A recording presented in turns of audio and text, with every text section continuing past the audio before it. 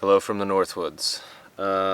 So, finally found a little time to do a couple of tackle talks up here. Things have been pretty busy, just got back from Canada.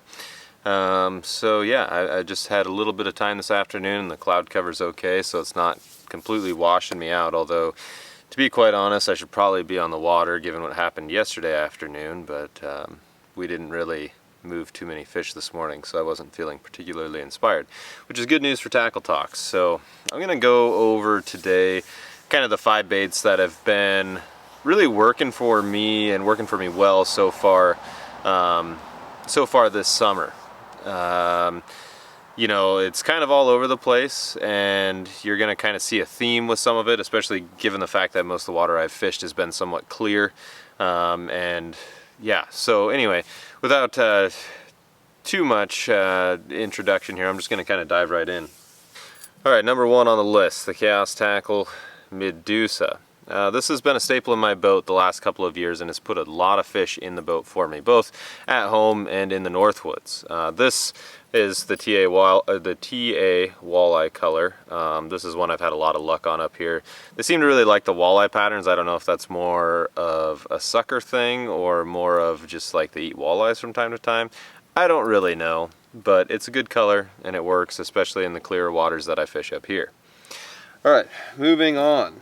This one is going to be a little bit of a surprise, I think, for most people, but having just got back from Canada, we've got the TNA Angry Dragon. We were fishing in some stained water up there, and you know, finding a lot of success on both chatterbaits and bucktails, but for whatever reason the chatterbait was the program. I mean, you can see I had to replace the tail. Its tail got eaten off, so had to improvise there, but for whatever reason, the chatterbait program was really strong in Canada, and we've put one really nice fish in the boat on the TNA Angry Dragon here in the Northwoods as well. So, you know, it's just one of those things where sometimes, you know, you have lures that sit in your box for a while and you kind of forget about them, and then all of a sudden you're like, oh, that might be a little bit different of an approach than your standard bucktail or something like that, and then it makes an appearance and does really well. So that's kind of what the program we're running with the Angry Dragon is, just kind of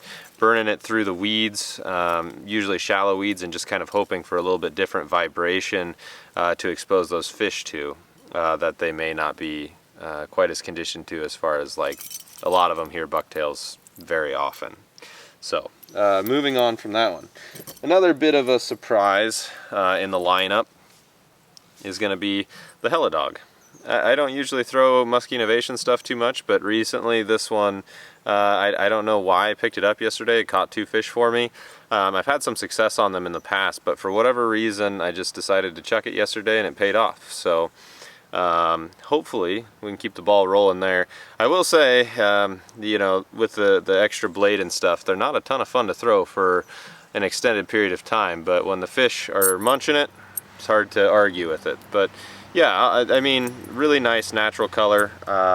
So yeah, the Helidog is good. I've just kind of been slow pulling it over weed tops and kind of dropping it down some of those deeper edges, just in an attempt to get it a little deeper than some of my other plastic lures will get. Plus it runs a little bit more consistent than the toad, which sometimes is good, sometimes is bad, but the fish have been saying that this is what they want, so I'm going to give them what they want. On down the list, the next one should be no surprise to anyone. That will be the Ridgway, the 9-inch in particular. Glenn and I had a day on these in Canada. It was just an absolute blast. This isn't the one that I was using, that one's on my rod presently, but that was the gold perch was the one I was using up there.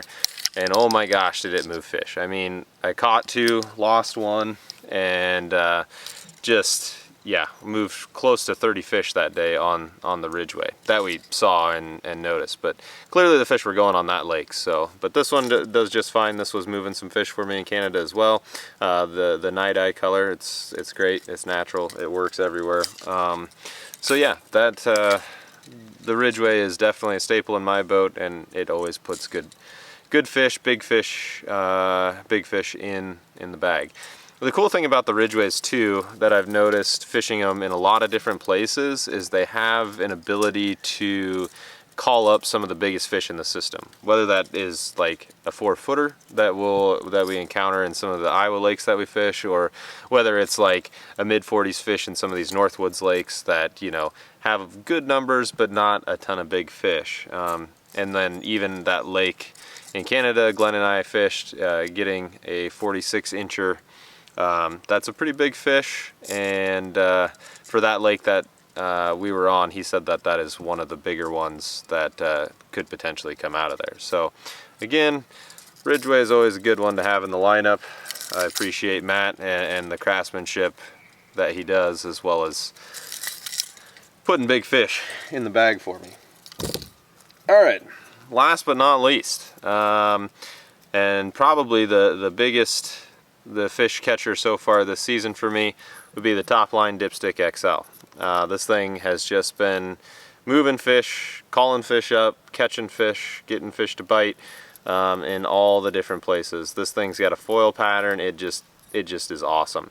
It's got a really nice suspension as well, so it'll get down to like 8 to 10 foot and just sit there in their faces, and they have to just figure out whether or not they want to eat it. And it's just a really cool lure that gets down into a range that a lot of lures don't necessarily get down to. I've gotten several on this so far this summer. As you can tell, it's pretty beat up. I need to make some repairs with some like nail polish or something. The epoxy's pretty worn in, and not to mention there's just a multitude of teeth marks on this. Not only catching several muskies, but catching me supper a few times as well. So these baits by Adam are just so incredible and do amazing things. So I really appreciate him letting me grab this one from him to use here in the Northwoods this year, because similar to the Ridgeway, not only is it catching all the fish, it's continually calling in the biggest fish in the system